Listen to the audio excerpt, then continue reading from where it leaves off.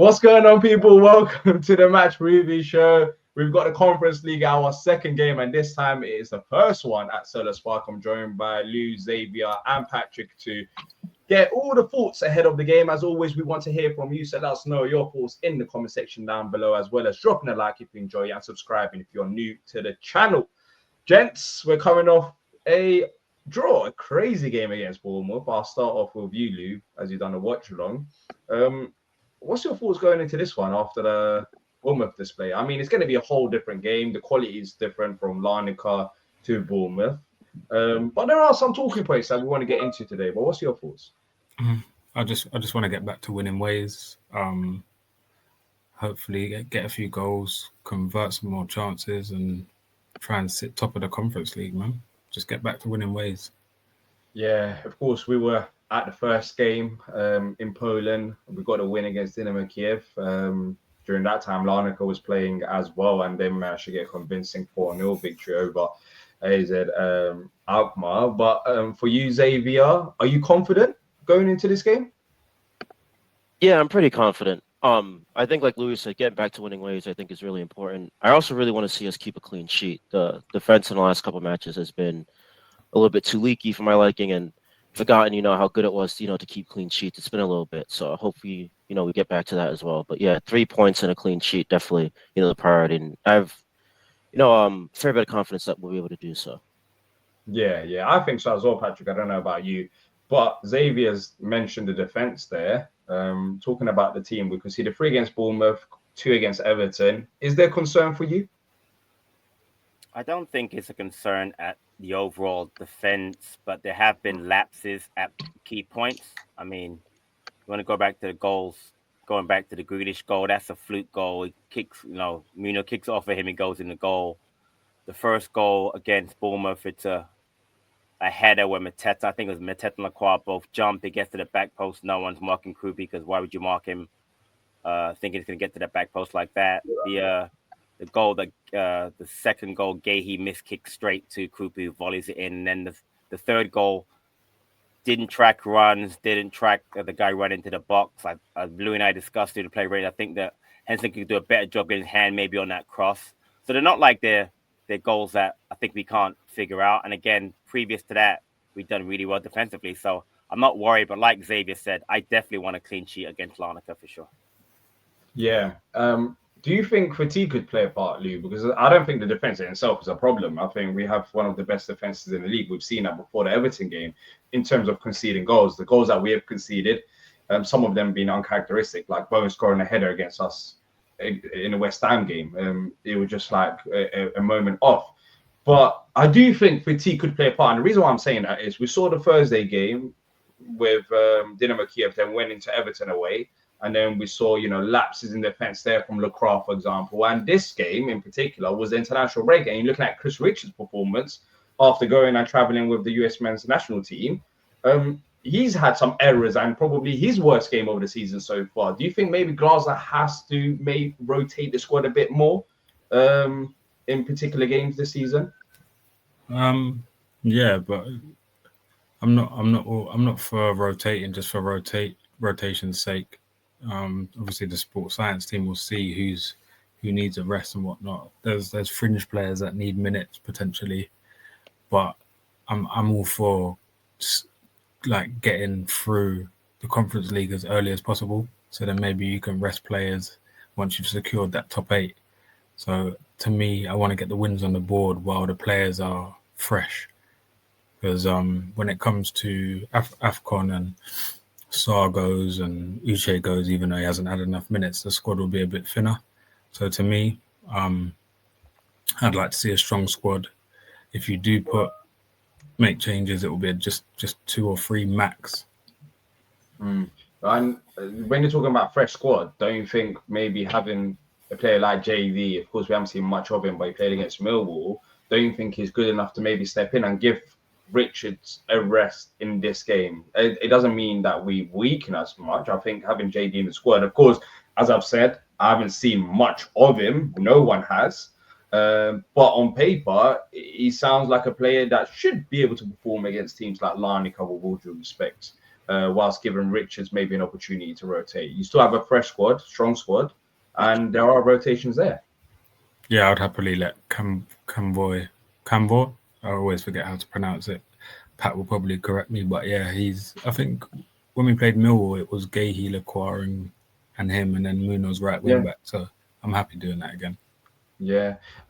About the defense, Xavier, left wing back. Sosa was the player who was starting in the cup games, and he's suspended. Yeah, that's what I was going to go into. And in this game, he's suspended, of course, after the red card against Dynamo Kiev. What do you do if you're Glasner? Devaney at left wing back, or do you go with Mitchell? Because you have to consider playing a strong squad, which I think, Mitchell is our best defender, left wing back option there. But I think why Mitchell has performed so far this season as well as he has is because he's had those breaks in between. What do you do? Because the Arsenal game is going to be a bigger test than the Larnaca game if you're Glasner. Yeah, so what I think Glasner will do is the way he's done it before is just has these pre-planned subs for guys he wants to get a bit of a break. So I imagine Ty will start on Thursday, but he maybe only gets the first half or the first hour, and then potentially see Devaney there. That's what I imagine he'll do. Because again, like Louis said, he'll want to get these points on the board, as soon as possible, try and get qualification done as soon as possible. And I know we all know he's not the hugest fan of just rotating just for rotating's sake. And I imagine he won't want to start Devaney there. So I imagine it'll be one of those where hopefully after, the first half or the first hour, we're up comfortably, 3 or 4-0 ideally. And then, you can get Devaney on, to see out the last bit of the match. But I imagine it'll be one of those where, Ty starts because he wants, to keep a good squad, but he has a plan in place, to make sure that he's not going 90 minutes. And, he could be at least somewhat fresh for, the Arsenal match on Sunday, which, obviously will be a big test for the, the entire squad. Yeah. On the national team level, Patrick, we've seen Devaney play left wing back, and it was a bit of a surprise to see him come on against Dynamo Kiev in that position because we didn't know how Glasner viewed him in that role. Do you think he has a bit more of playing time as a backup to Mitchell, especially because Sosa hasn't been performing that well anyways when he has been playing?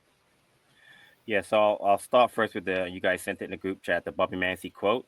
So he said there will be a little bit of rotation, but as long as we get the thumbs up from the medical department and the players, we don't see any reason to rotate. So that made me think that obviously Sosa can't play. I'm kind of where Xavier is as far as giving Mitchell. But having seen, I watched a lot of the Northern Ireland games with Devaney because, again, why would I watch them? He's not playing. I watched him. He's decent going forward, but my main concern would be defensively. He's not a good one-on-one defender. The way that Northern Ireland play that wingback position is not the way Palace play it. So the guy, he doesn't have to defend at all, really. He just basically like a inverted midfield a lot of the times and playing way up the pitch. So they want him for his passing and takes every set piece, takes corner kicks, free kicks, everything. So his role on the Northern Ireland team is a lot different than it would be for Palace. Having said all that, so to put us in a bind, and if he starts against Larnaca, I'd have no problem. But we have to be mindful of the fact that what is it? It's 4 matches in 9 days. It's a lot. And you're right, D. The reason why I think T's playing so much better at left wing back is the fact he's getting a lot more rest, and Sosa's giving him that opportunity. So without Sosa, I think you definitely see Devaney at some point at left wing back. I'm not sure that he starts, but again, the rotation that the manager does in the next 9 days is going to be very, very important for us. Yeah, I'd rather see Mitchell do the Wednesday game against Arsenal-Liverpool because of the opposition's case and have maybe like Devaney there or Sosa in those games. But let's see what Glasner does going into the game. And saying that, look, Larnaca, they absolutely thrashed Alkmaar. I know that Alkmaar had a red card after 2 minutes, but we've seen Palace, for example, Luke, where we've had red cards and we've struggled to break teams down. But they had a red card in that game very early on, yes. 23 shots to Alkmaar's 3, 10 shots on target to Alkmaar's 2, 64% possession, 94% passing accuracy. They absolutely dominated them and scored 4 goals. So it's not going to be an easy task. And I don't know what to expect in terms of their approach to this game. But surely, they're then coming over to Palace against a Premier League opposition. They're going to be sitting back, which is going to be another test for us. Yeah, it's just another team with another sort of way of playing that we're going to have to break down. Bournemouth, then Larnaca, then Arsenal, then Liverpool, then Brentford. It's literally different styles constantly. But yeah, this is what we wanted. We're the bigger team, we're the bigger pool, so it's we're just going to have to get used to it. We've got the players to break them down. We need to try and get an early goal, try and get in front, but I'm confident we can do it. Yeah, we've created a lot of chances, Xavier, in front of goal, but finishing has been an issue. Not so much so like that we're not scoring goals, but we haven't been clinical enough. Why do you think that is? I think sometimes these things, it's just kind of how it goes, over the course of a season. My main issue is if we weren't creating chances, I think that'd be a bigger issue than not, finishing them. I think those kinds of things even out. JP has been a very good finisher in his time, here, over the last couple seasons. So I imagine, his finishing, will improve. Sometimes it's just a bit of luck, as well. We come into, some keepers who've played some, wonderful games against us. Allison comes to mind, the Sunderland keeper, I'm forgetting his name right now. Roofs had a very good match against us as well. So when you run into, keepers having, really good matches against us, it makes, the finishing stats look a little bit worse than they might do otherwise. So I think, it'll come around. To be honest, I think, we have a pretty decent sample size at this point, but, we have so many matches still left to play, 5 in the Conference League at least, 2/3 of the Premier League season, potentially 2 other cup runs, in the league and the FA Cup. So I imagine these things will even out over the course of the season. And like I said, I think the chance creation is much more important. I think that bit's, harder to figure out. And we seem to have that bit, completely figured out at this point. Our chance creation has been nuts, to be honest. I can't believe, how many chances we're creating against really, really good sides. So I'm really encouraged by that. I think the finishing kind of, ebbs and flows over the course of the season. And you hope that, by the end of it, it's kind of where it should be in terms of, expected goals. And I expect that we'll get there. So I'm not too worried about it. I think it'll be one of those things where eventually, we might run hot in a couple of games and score, outperform our XG massively. And then, toward the end of the season, it evens out. So I'm not too worried. I think these kinds of things just happen over the course of a season. Sorry, my bad, I was on mute. And in this game, Patrick, do you think there's a chance that Eddie ends up starting because he's had an impact whenever it's really come off the bench for Palace? What do you think Glasner should be doing as in terms of the front three? So we're 12 minutes in, and we got the Eddie versus JP question. No, I never mentioned JP. I never mentioned JP. I'm talking about Eddie maybe versus Pino in that case. I'm messing with you. Listen, again, with the 4 and 9 matches, this would be the perfect game to, if you're going to start Eddie, you're going to start him in this game. JP coming off the hat trick. His head was on Mars after the miss at the end, which again, Louis points out would have been probably chalked off anyway because he elbowed the guy to the ground. The guy, so he wouldn't have counted, but he still should have scored that. But yeah, I wouldn't be surprised if he played him again. I think it's going to come down to, listen, Glass is interesting, man. He doesn't really, quote unquote, rotate. And that quote about the medical stuff, I'm telling you, if JP says, I want to play, I think JP starts. But again, I'd have no problem Eddie starting that game. What I will add is this, though. I really like the tweak that he did at the second half when Eddie came on, moving him closer to JP. He was making runs, taking defender with him, creating space for Mateta to get those chances. So Eddie and Mateta works. I mean, I know we talked in the past about Eddie's not a 10. He's not a 10, but he definitely is a player that can play with JP. In the past, I didn't think that was possible, but they're playing really well of late together. So whatever the manager does is fine. But yeah, getting to your question, you want me to say yes. If Eddie starts on Thursday, I got no problem with it. Well, it's not. I'm not saying Eddie over JP, as you mentioned there. Eddie and JP, they've both played well together, so it can be a case of both of them starting. But I guess logically, it makes sense to give JP a rest and start. I agree. He has to get a rest at some point. If not now, it will be the Liverpool match. It wouldn't be Arsenal. So you're right. This would be, to me, Larnaca at home would be the much better solution than having him rest against Arsenal Sunday or Liverpool Wednesday. I want him against the top. I want to win I don't even know how I feel about League Cup again now. Liverpool's so flailing. I want to beat them, but I reckon we could. But of course, we'll do Liverpool. I don't know. My head there's an opportunity there. Yeah, I genuinely do feel like there's an opportunity there, and that would be a massive win if we end up beating Liverpool. But for you, Lou, when you're looking at the right-hand side of the pitch, it's Bailey-Sarr. There are sometimes questions asked when teams sit back deep in terms of how effective he can be in this game. I guess that's an area to look out for as well to see how the game unfolds. But let's say Sarr in that position is not playing as well. When you're looking at the bench, who do you really bring on down the right hand side? Remain essay. Do you reckon he's already in the fold in terms of to come on? Yeah, 100%. Probably they've already discussed that it will probably be Sarr will only do 45 or 60, maybe depending on the result. So yeah, it's time for Essay to get some minutes. He's earned it. He's been working hard. Yeah, maybe him coming on when he needs to get more than 10, 15, I think, because you can barely get into the game. But also I'd like to see him when Larnaca maybe are tiring a bit and there's a few more gaps and they're not pressing him as tight and he might have a little bit more space. But also, I think you're allowed 11 or 12 subs on the bench. I think the under 21s are playing in that EFL trophy. I wouldn't mind seeing Benj Casey get on the bench after seeing he's being given a pro contract. I think just having someone like that on the bench gives an indication for pathways to the first team.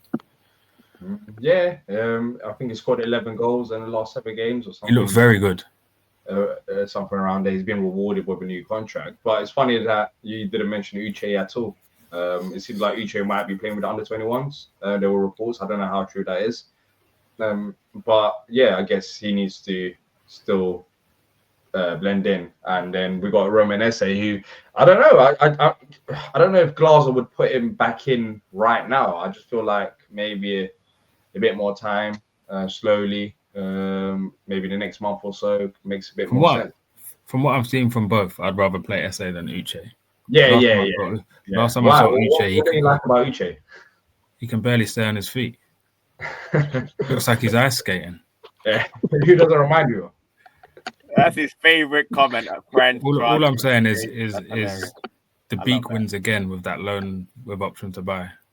Yeah. What? Who does that remind you of? There's a particular player that's out on loan right now. France, man, move on. We know it's okay. No. France fell over because he wears molds on wet pitches. Uche just don't have any balance. It's like he's got vertigo. Going in hard. But all jokes aside, there's a reason why.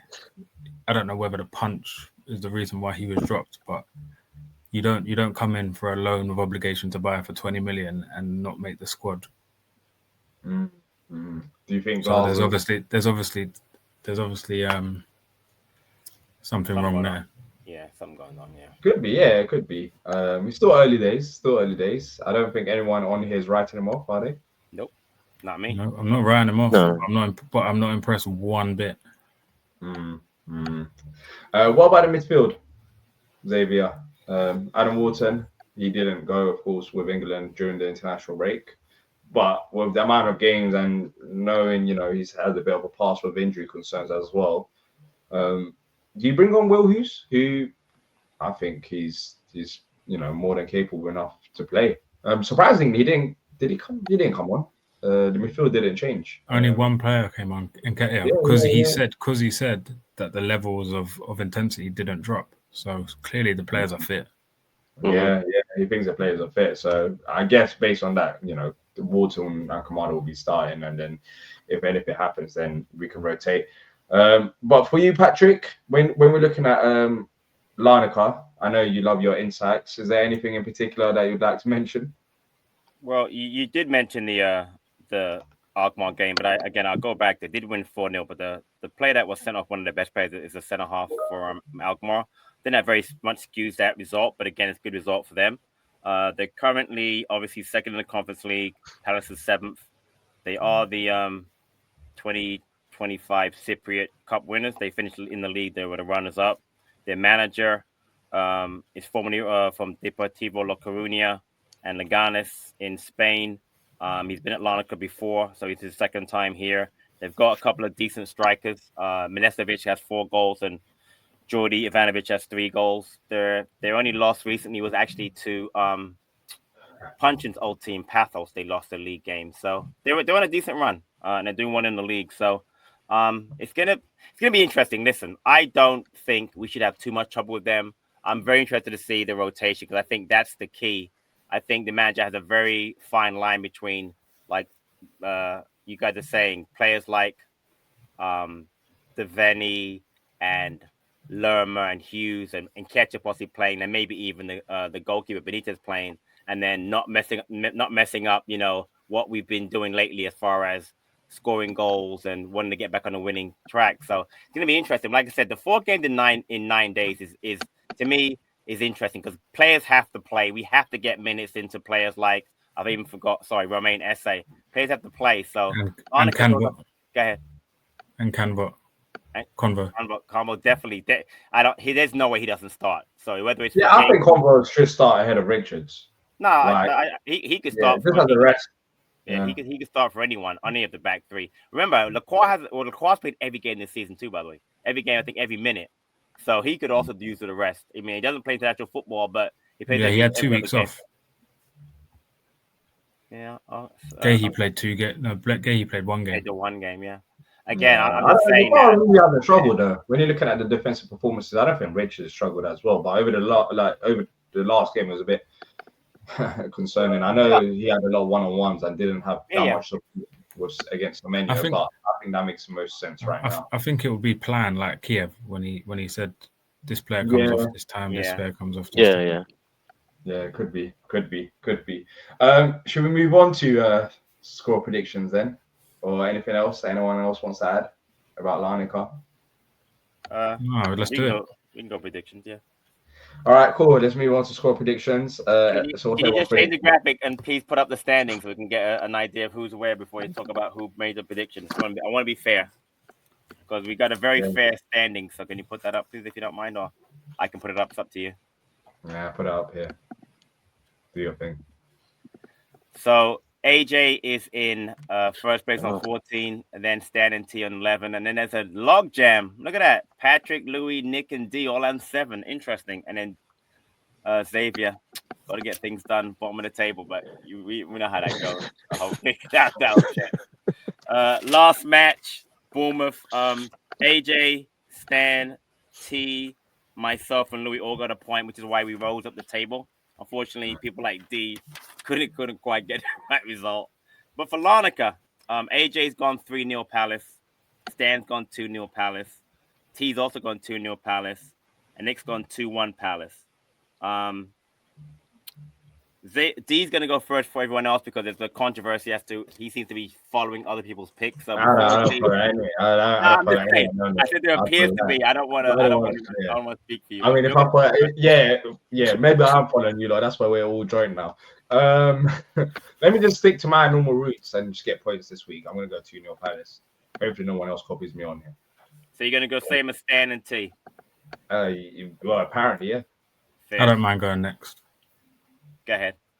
I'm going to go 2-0 Palace. You're weirdo. Yeah, weirdo. You wait for me. Why did he just like that? Was people 2-0 Palace. Interesting. You know how it always loves to wait. It's like, no, do you go for like that? Just proves that this guy loves copying me. He just loves it. Why do you understand? Okay, do you understand the logic though? Because here's the thing, in my mind anyway. If he gets it right and you get it right, you're on the same point. If you both get it wrong, you're on the same point. So he's playing smart now. He has now decided that he's not going to go any worse than you are. That's a smart move. He's a strange guy. That's what I just want. Everyone has seen previous videos, and it's evident that D is quite rattled. But I'm gonna be calm. It's just a prediction league, and that's all it is. And it's just a bit of fun, guys. Yeah, Xavier, I have yours. You want to say yours out loud? I have yours. What's your prediction, Xavier? You took mine, by the way. So go ahead. Yeah, I'm going 4-0 loss. Yeah. So I was going between 4-0 and 3-0, but since AJ and Xavier took both, I'm going to go 3-1 Palace. I want the clean sheet. I talked about it earlier, but I'm going to go 3-1 to be different. I'm not going to copy the old 3-0 or 2-0. I'm going to go outside. So if I get those 3-1 right, I'm up that table big time. If I don't, I'm with the rest of them. But a win's a win. Everyone's gone for a win. AJ said 2-0, right? Pardon? AJ said 2-0. He said 3-0. Okay. Well, hopefully Mateta, rises. I missed big chances, then like in the Bournemouth game, then I would have got all points. But yeah, it is what it is. Hopefully, it doesn't. Maybe if Nketiah stayed on side, if Nketiah stayed on side, you would have got the points. Didn't mention that though. Doesn't mention Nketiah offside goal. Interesting. No, but Nketiah's There are the no reason. agendas on this show. We don't have agendas. Just be declared. No one. There's no agendas. I'm just saying Nketiah's the reason why that game changed. So, No, I'm with you. I'm with He you. he nearly touched that ball when Mateta scored his second. Yeah, that that would would that would have been amazing. That would have been amazing. Wait, I don't think offside. Would have been offside. Amazingly offside. Yeah. Well, let's see. Every player has their flaws. Some players have missed 10 big chances in the last 15 games. Okay, let's wrap it up. Yeah, let's just wrap it up. You just said you just said he has 7 goals in 14 matches this season. We just said that. Let me correct you, right? Is that what you just said about right? No. I said if we're more clinical, then we wouldn't have had that problem. I'm just saying certain players. The third ever Palace Premier League hat trick. The first player ever to get 2. You mentioned that part. In the last 15 games, see, no, not last 15 games. In the last 15 big chances, he's missed. Can't get stats right. Yeah, he's missed 10 of them. But hopefully, he may, depending on how the game's going, I'll take the 2-0. If he keeps up, then hopefully, yeah, we'll be fine. Well, let us know your score prediction in the comment section down below, as well as your overall thoughts on the game. We'll be back for more content throughout the week, so keep your eyes peeled for that. That's it from us, and until next time, up the Palace. Up the Palace.